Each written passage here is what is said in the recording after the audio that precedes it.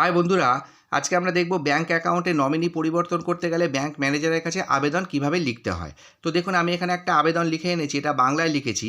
তো প্রথমে আপনারা একটা সাদা পেজ নেবেন, পেজটাকে 3 দিক থেকে একটু ভাঁজ করে মার্জিনের মতো করে নিয়ে লেখাটা শুরু করবেন।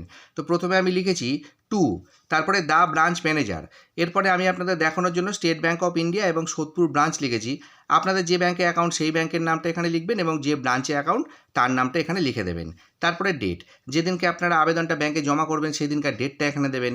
এরপরে বিষয়ে লিখব ব্যাঙ্ক অ্যাকাউন্টে নমিনি পরিবর্তনের আবেদন বলে একটা দাঁড়ি। তারপরে একটু নিচ থেকে মহাশয় মহাশয়া, আপনার কাছে আমার বিনীত নিবেদন এই যে আমি, এরপরে যে দাগটা দিয়েছি এখানে অ্যাকাউন্ট হোল্ডার তার নাম এবং টাইটেলটা লিখবেন। তারপরে আমি লিখেছি বিগত 5 বছর আগে একটি সেভিংস অ্যাকাউন্ট খুলেছিলাম আপনার ব্রাঞ্চে। আমি এখানে 5 বছর লিখেছি, আপনারা আপনাদের হিসাবে লিখবেন। তারপরে যার নম্বর বলে তার অ্যাকাউন্ট নম্বরটা এখানে লিখে দেবেন। এরপরে একটা দাড়ি, এবং আমি নিয়মিতভাবে অ্যাকাউন্টটি পরিচালনা করি।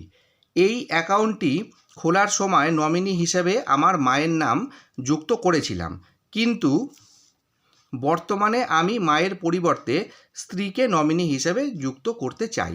আমি এখানে মা আর স্ত্রী লিখেছি, আপনারা এখানে আপনাদের হিসাবে লিখবেন। তারপর একটু নিচে এসে নমিনির বিবরণ, যাকে আপনারা নতুন করে নমিনি যুক্ত করছেন তার বিবরণটা এখানে লিখতে হবে। নাম, বয়স, ঠিকানা এখানে লিখে দিলেন।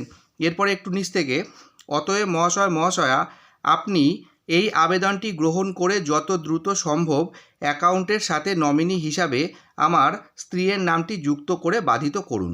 যেহেতু আমি স্ত্রীকে যুক্ত করছি তাই স্ত্রী লিখেছি, আপনারা যাকে যুক্ত করবেন সেই হিসাবে এখানে লিখবেন।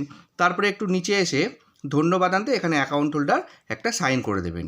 তো এইভাবে আপনারা লিখবেন একদম সহজ বাংলায়। আর এর সাথে যদি কোনো ডকুমেন্ট চায় তাহলে সেই ডকুমেন্টে জেরক্স করে এই আবেদনের সাথে পিন আপ করে জমা করে দিলে আশা করি আপনাদের কাজটা হয়ে যাবে। তো ভিডিওটি যদি ভালো লেগে থাকে তাহলে অবশ্যই একটা লাইক করবেন, শেয়ার করবেন আর আমার চ্যানেলের সাথে থাকবেন। ধন্যবাদ।